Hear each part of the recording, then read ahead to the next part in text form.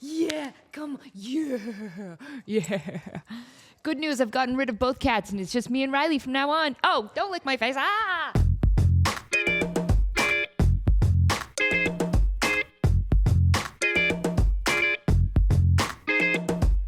Oh, just covered in hair. What's up, guys? It's episode 82. Thank you guys so much for coming back. Riley's gone. She left already. You know what? That's what they do. That's what these animals do. They show up and they're super excited for the podcast. They're here when I'm setting up. They're just like chilling on the set. And then I hit record and they're like, bye. Bye. This is some kind of like, it's a weird strike. I think they're on contract disputes or something. Wow, I sound nasally today. It's probably fine. Guys, everybody, thank you so much for coming back to the show after my long period of time being away in Scotland. There's been times in the past where like viewership was really steady, and then I'd take like 2 weeks off and come back, and then it would like drop so much. People are just like, she's dead now. We're never gonna watch another one of these. It's just delete her channel, delete everything, delete her profile, just gone, just block her. But you guys did. You came back in a strong way, and thank you for leaving comments and showing love. And today I have to talk about why Mariah Carey is my new favorite person. Okay. So Katy Perry went to space, right? And I'm sure you've seen this interview come across your feed because it's fucking amazing.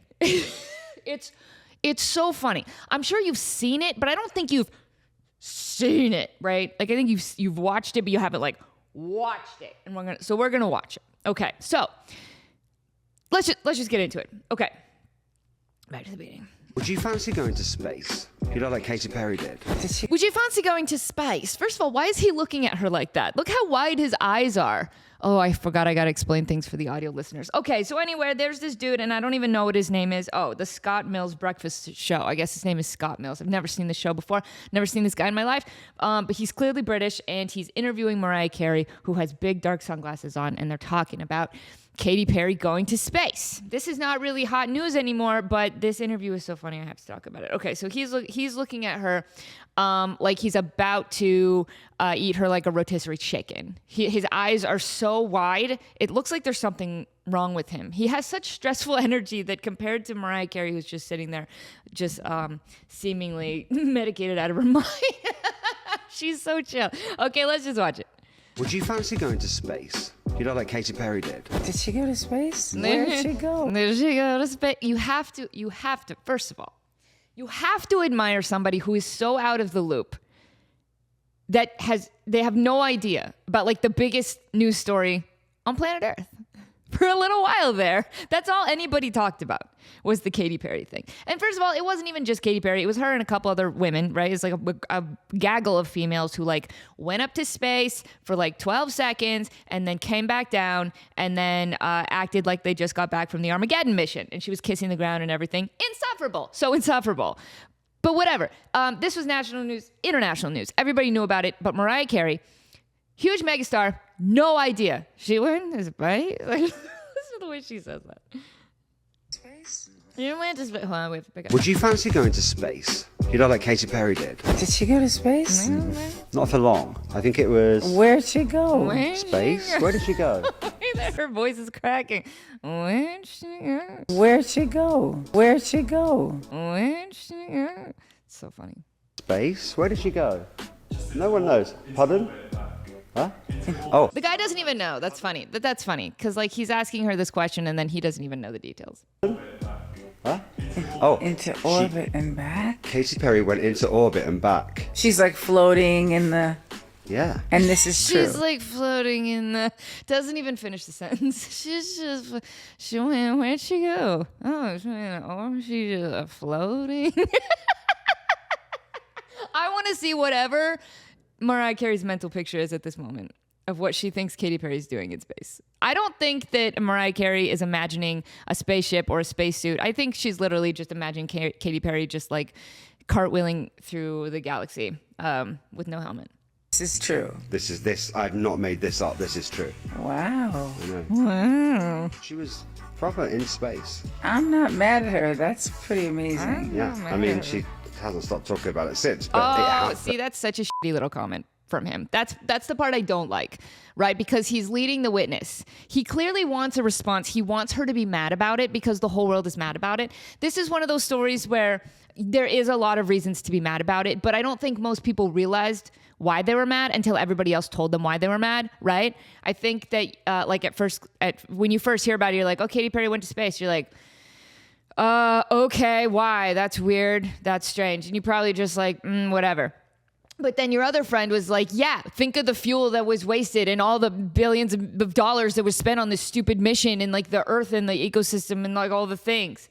And then you're like, yeah, exactly. Hey, why are these billionaires treating space like their own personal playground? Yeah, why are they doing that? And even if you agree with all that, you maybe probably didn't think about it right when you first heard that Katy Perry went to space. You probably just like, okay, this dumb girl wants to go. That's fine, just go. But then everybody just piggybacked on it and got more and more mad about Katy Perry going to space. Which let me just tell you, nobody was mad when Lance Bass wanted to go to space. Do we remember this? Remember he like trained with the Russians? Dude, straight up. Do you remember this? So Lance Bass got like pretty famous with NSYNC. It's gonna be my eye. And then he's like, I'm gonna go to space. And I'm going to dance up there. I'm going to be the first dancing boy band member in space. It's going to be great. And so he took it super seriously. Not like this. I mean, maybe these girls trained for like a little bit. I don't know. But not like this. Lance Bass trained for like years. I want to say like years. Like with money out of his own pocket just because he like desperately wanted to be a cosmonaut, which is the Russian term. I learned that astronaut is like, that's what we call it. And then the Russians, they say cosmonaut, which is a way cooler word, by the way. Cosmonauts. Such a sick word. But Lance Bass like trained. He like trained with the Russians and they were like all set to go. And then at the last minute, like it all fell apart and they pulled the plug and they're like, you can't go. And he was devastated. And I remember feeling very sad for him.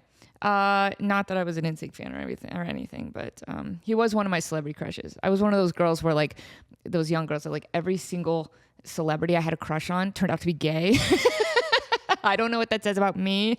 But yeah, I can think of at least 3. Like my first 3 celebrity crushes, definitely. Like I think Clay Aiken was one of, Clay Aiken, Lance Bass, forget who the other one was, but those first 3, just gay.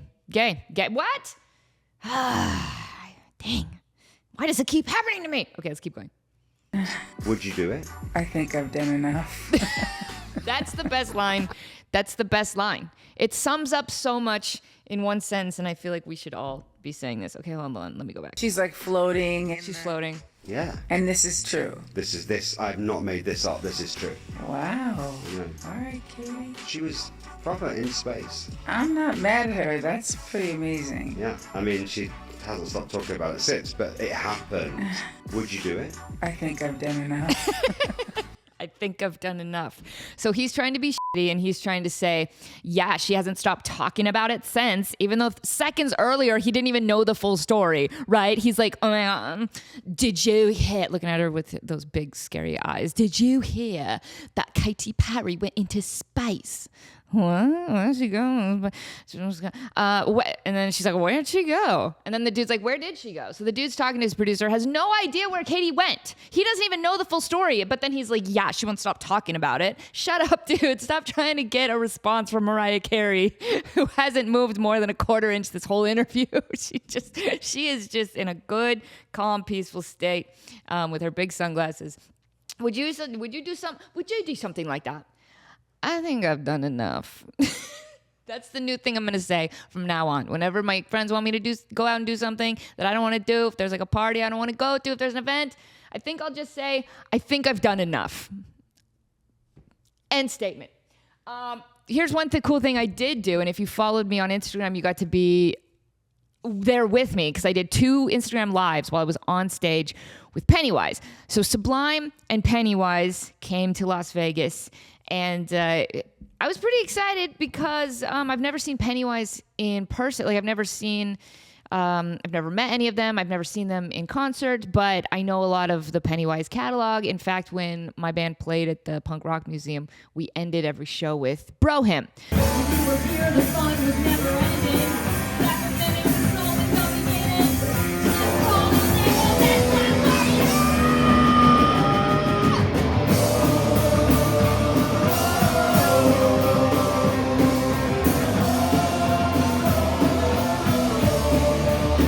All my friends present, but beyond. All it does is war with us too long. Life's the most precious thing you can lose. It's a great song. It's all about brotherhood, which always kind of felt a little weird that I was singing it because I'm a girl, and I was like, it's brotherhood, maybe the broader term. But I memorized all the words, and we ended every show with it, and the whole place would always go crazy. It's such a great song. But I've never seen them.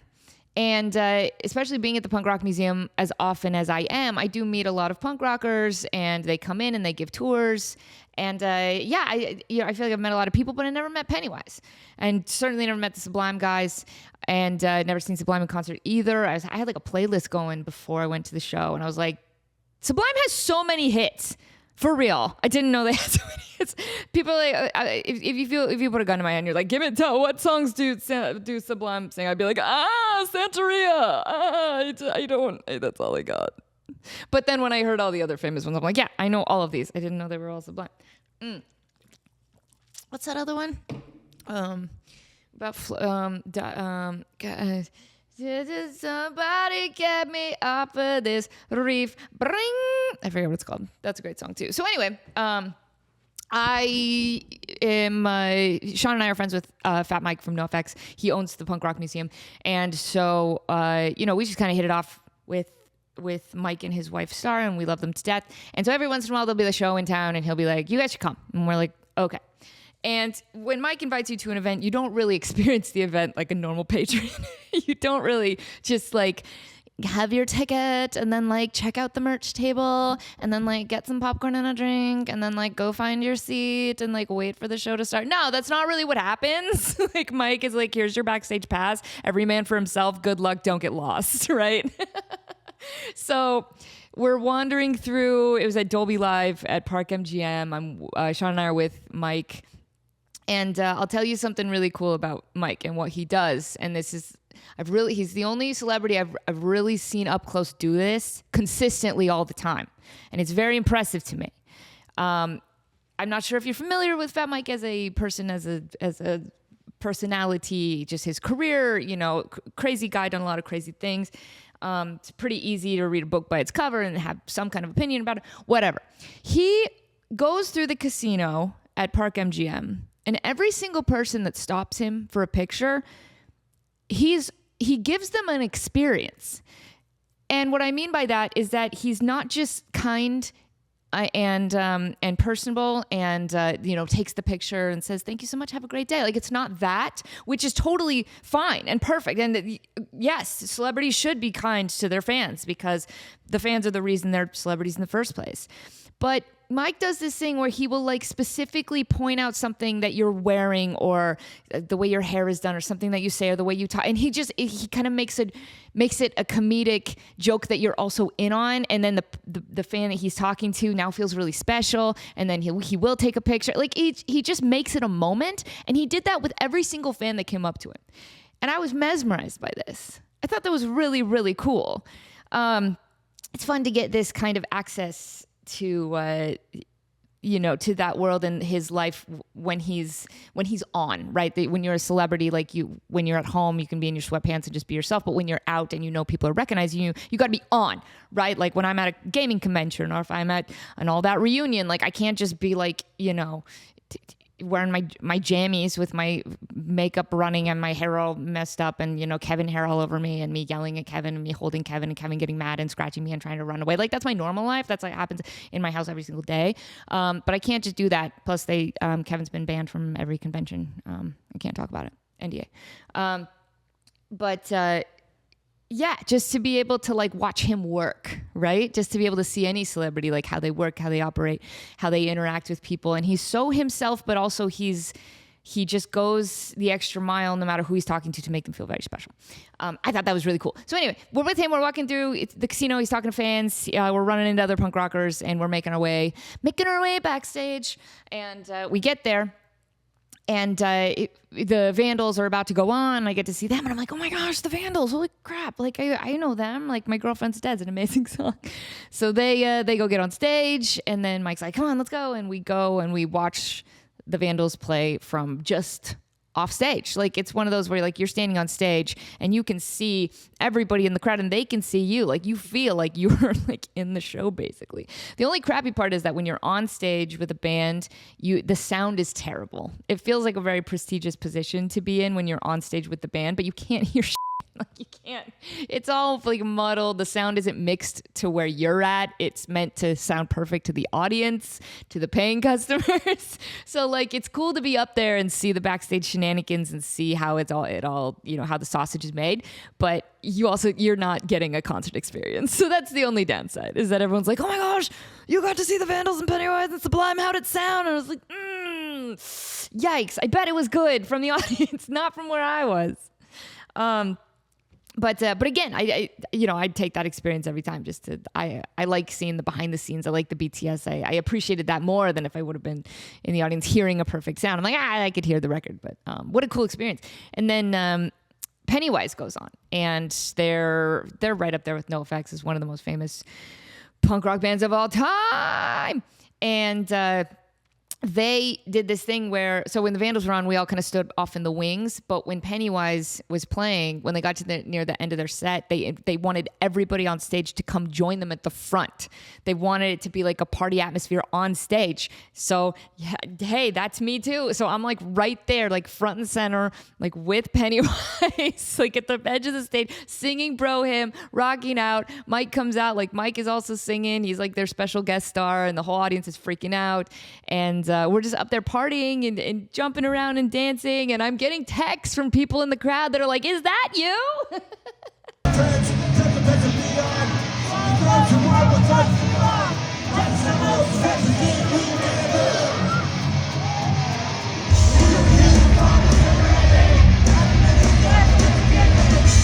Like, yes, it's me. I'm like texting him back on stage. I'm like looking for him up there. And right before Bro Hymn happened, they did F Authority, and they did Stand By Me. They do a great version of Stand By Me. And I went live for those. So if you guys saw those, one of them I posted, the other one I didn't. So if you joined that live with me, then you'll never see that again because I deleted it. I don't know why. The funny thing is that one of my friends from another band in town called Radical West, I knew they were on stage at the time, but I saw him, his name is Spencer. I saw him join the live and I was like, Spencer, get back to work. Get back to work. You're performing right now. Stop it. So funny. Yeah, it was just cool to be up there. I'm going live.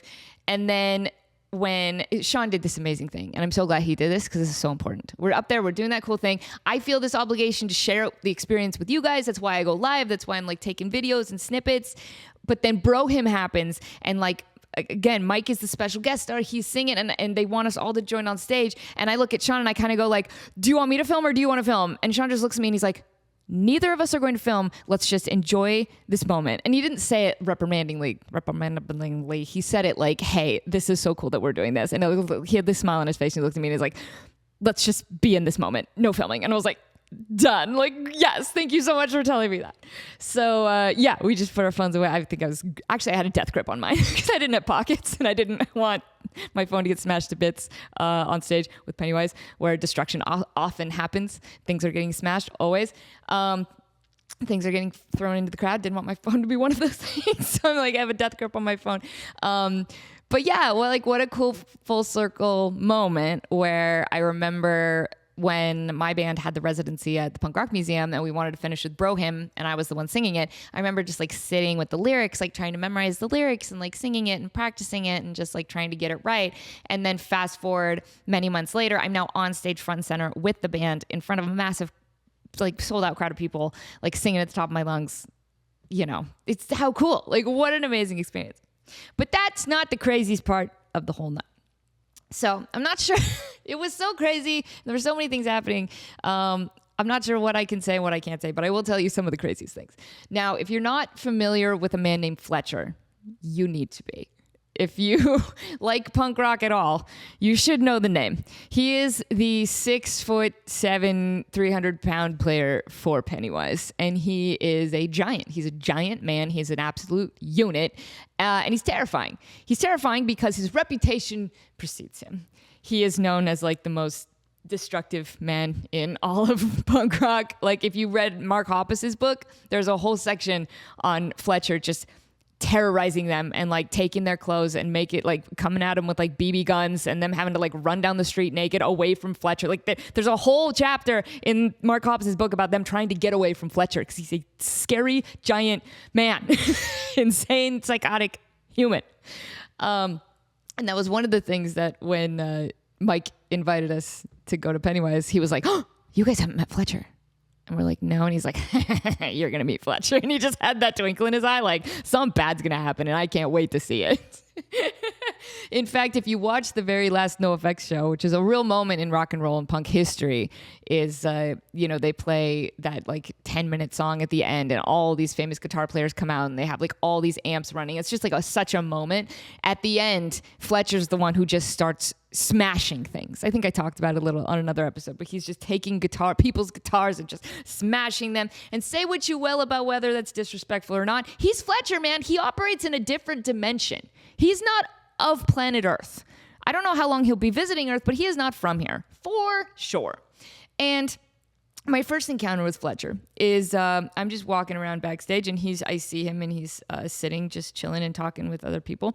And I'm not really sure how it started, but we just kind of became adopted into the conversation. He started like talking to me and Sean specifically and telling us about how like when people do a lot of coke for a long time, they get a hole in their septum and then you get massive boogers that accumulate in the hole of the septum. This is my first conversation with Fletcher. He's talking about this. This is the most disgusting mental picture I could possibly come up with.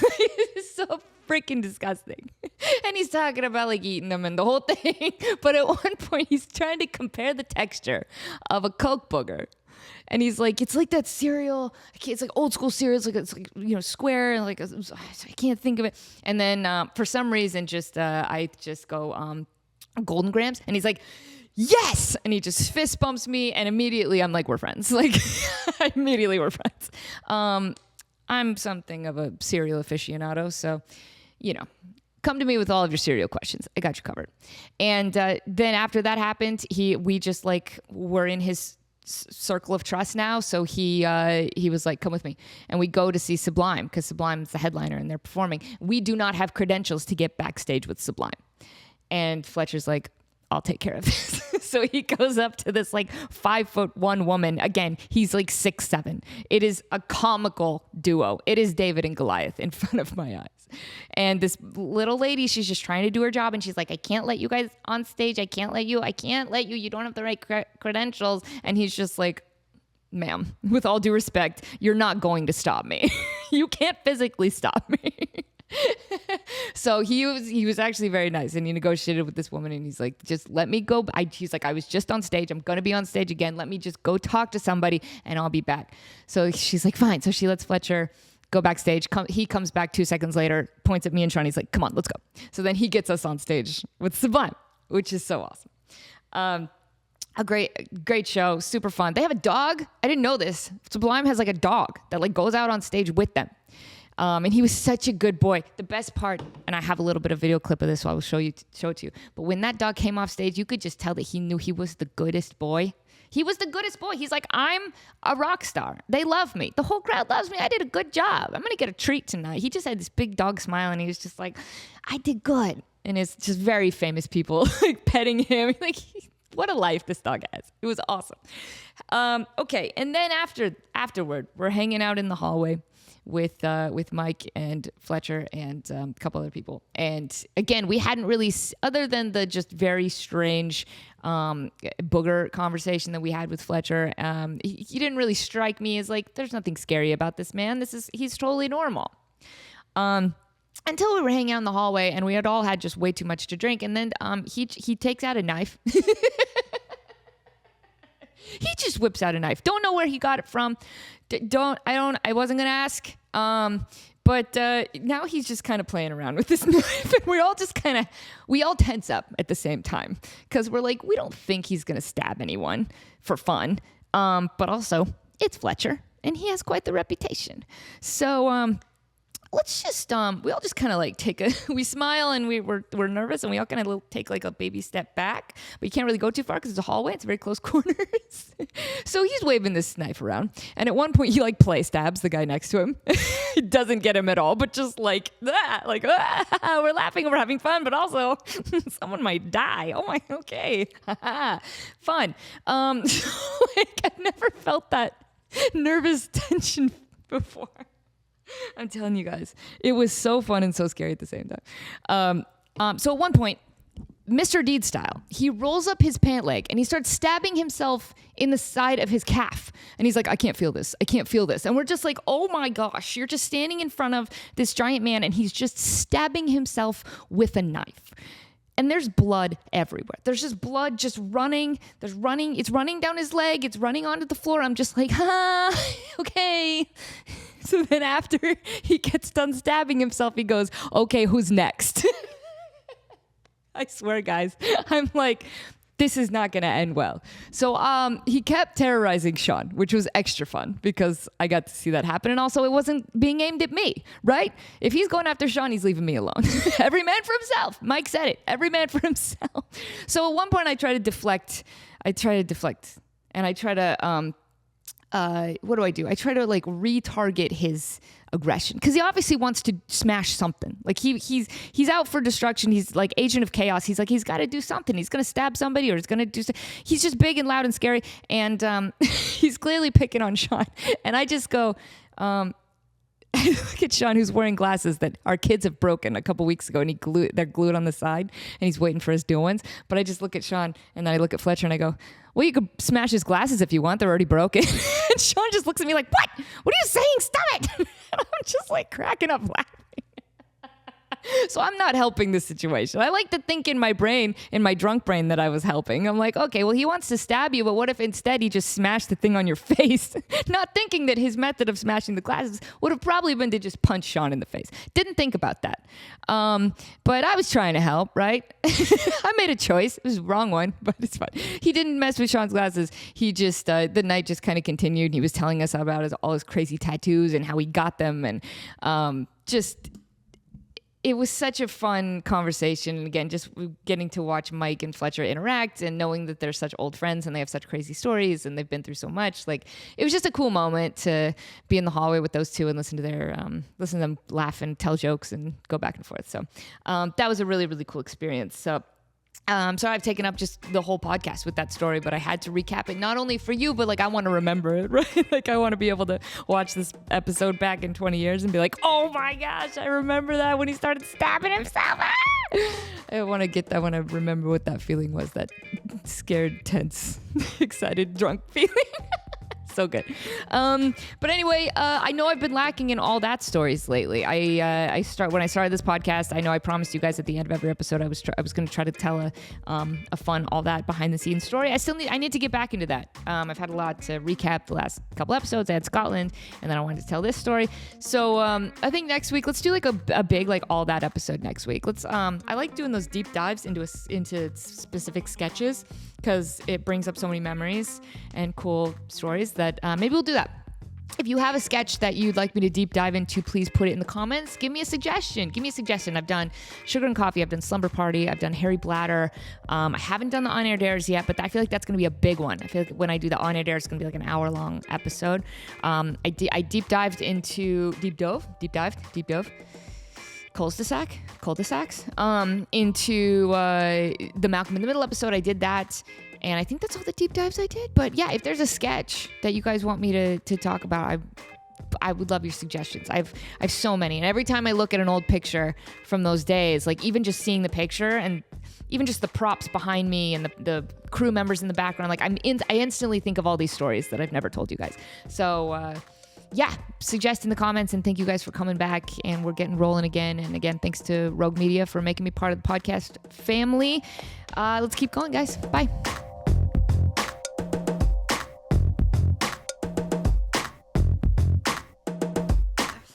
Okay, enough love. Okay, I love you. Good dog. Now go. Ugh. Hold on, I need a lint roller.